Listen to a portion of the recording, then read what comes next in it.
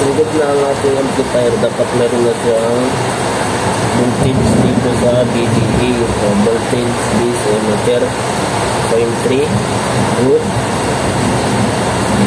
0.3 good. Okay, 0.3 good. 0.3 good. So sa taas naman tayo. 0.3. So kita nyo ba dyan mga idol? 0.3 na yung ating voltage base emitter.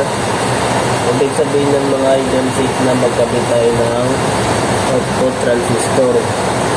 So dito naman tayo sa A940 at A2073. Dapat may masukat tayo dito ang 0.5. So itong apat na ito mga idol sa DB Audio, A23 at saka A940 na power transistor dito sa baba driver 0.5.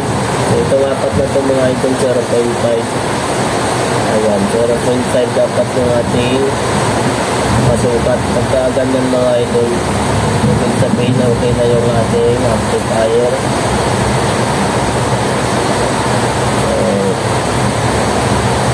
Ayun mga idol, 0.5 lahat ng